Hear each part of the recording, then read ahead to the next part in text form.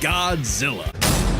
Standing 165 feet tall, at minimum, Koji smashes through skyscrapers with ease. He's so casual about bullets and rockets, they might as well be gnats. And the bombs did so much more than just pump up his size. He's got atomic breath! A concentrated beam or spray of radioactive heat. With an estimated range of 1,100 miles, it can exceed 500,000 degrees Celsius, almost 90 times hotter than the surface of the sun. But depending on how much radiation he's absorbed, he can do way more with it. His red spiral ray is a supercharged version that doubles in heat and power, and spins. Or he can blast it out of his back and fly. With enough energy built up, Godzilla can blast a nuclear pulse out of his whole body, creating a massive wave of atomic destruction. His breathing laser can even break through dimensions. Also a number of era-exclusive powers. Shin Godzilla can fire rays from his tail. And Hanna-Barbera Godzilla can fire rays from his eyes. Pew, pew. Effectively a living nuclear reactor, Shin possesses a natural phased array radar that can detect and attack threats automatically.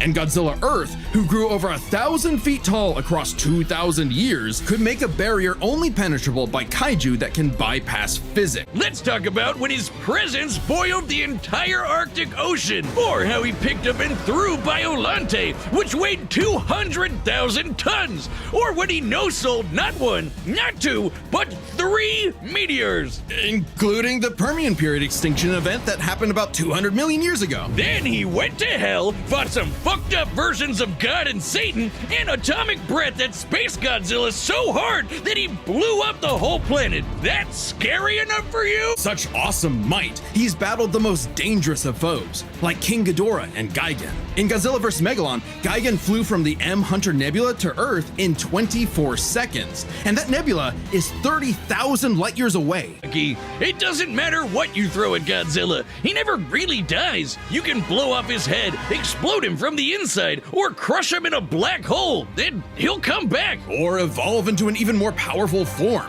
Godzilla's always possessed heightened adaptation, but many iterations clearly showcase instantaneous evolution. And super forms! He's gone full shonen and powered up a few times. So much so, he almost kicked off a nuclear winter just by existing. Even the Oxygen Destroyer could not permanently end the first Godzilla. His ghost possessed a robot, his bones summoned another Godzilla, and he rose as an undead revenant hell-bent on destroying Japan. If Godzilla can't exist in our reality, what if he's from a different one? If all kaiju come from a higher plane of existence with no regard for the known laws of physics, this dimension enters our reality in the form of archetype, a transtemporal conceptual particle. It's that red dust that's floating all over the place. This archetype can enter any timeline to terraform the Earth and all of reality so that kaiju can exist. This theoretically explains why various Godzillas appear in so many universes. They all trace back to one singular point: